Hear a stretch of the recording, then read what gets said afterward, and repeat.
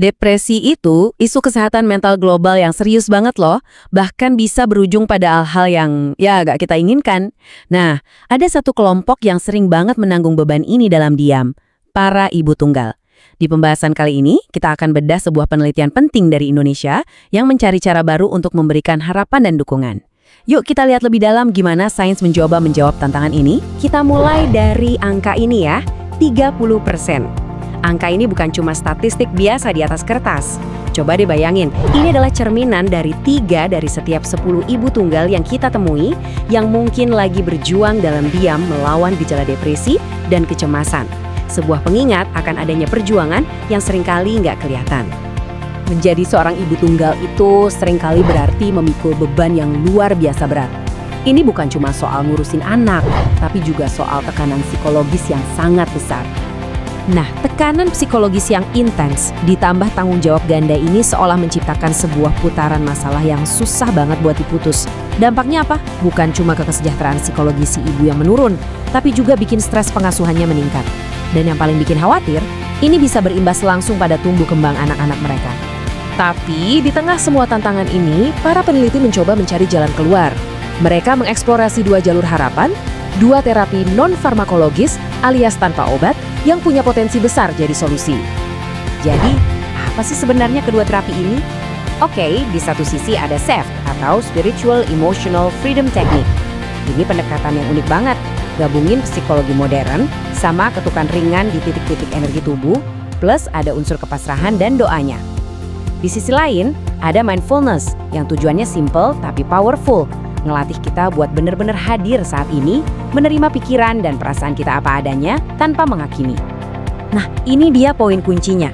Kutipan ini nunjukin kenapa penelitian ini begitu baru dan beda. Riset soal SEFT atau mindfulness secara terpisah sih udah ada, tapi membandingkan keduanya secara langsung, apalagi untuk populasi ibu tunggal di Indonesia, wah, ini yang pertama. Makanya studi ini jadi penting banget.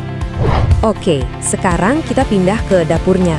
Gimana sih cara para peneliti ini merancang studi mereka buat menguji kedua terapi ini secara teliti? Penelitian ini pakai desain kuasi eksperimen. Jadi ada tes awal dan tes akhir yang lokasinya ada di Kabupaten Banyumas. Total ada 48 ibu tunggal yang ikut. Terus dibagi rata jadi 2 kelompok. 24 orang di kelompok terapi SEF dan 24 sisanya di kelompok mindfulness. Untuk mengukur hasilnya, para peneliti ini pakai kuesioner DASS-21.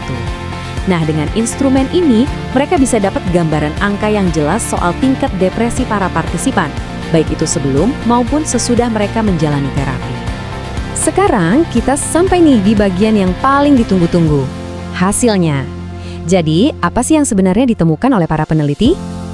Ini dia pertanyaan utamanya, SEF atau mindfulness. Mana ya yang ngasih dampak lebih besar buat nurunin tingkat depresi?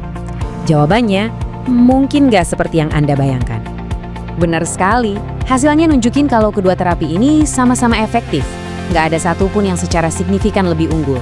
Dan ini justru kabar yang super baik, karena artinya para ibu tunggal punya 2 pilihan ampuh yang terbukti berhasil. Dan angka-angka ini jadi buktinya. Lihat deh, nilai P-nya 0,591.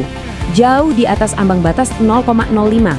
Ini nunjukin kalau nggak ada perbedaan yang signifikan secara statistik antara efektivitas SEFT dan mindfulness. Jadi, dua-duanya adalah alat yang sama-sama ampuh. Dengan temuan yang menjanjikan banget ini, terus apa langkah selanjutnya? Yuk kita intip gimana penelitian ini akan terus berkembang. Supaya temuan ini bisa diakses dan bermanfaat buat komunitas ilmiah yang lebih luas, artikel penelitiannya sudah dikirim ke jurnal Aisyah, sebuah jurnal yang punya reputasi bagus. Ini langkah penting banget untuk memvalidasi dan menyebarkan ilmu yang baru ini. Penelitian ini membuktikan bahwa pendekatan spiritual dan kesadaran diri mampu menjadi kunci ketenangan hati bagi para ibu tunggal. Kami mengucapkan terima kasih yang sebesar-besarnya kepada Kemenristek Dikti, Dikti Saintek, atas hibah PDP tahun 2025, LPPM Universitas Harapan Bangsa, Organisasi Salimah Banyumas, serta seluruh responden yang telah berpartisipasi. Semoga hasil penelitian ini memberikan manfaat luas bagi masyarakat.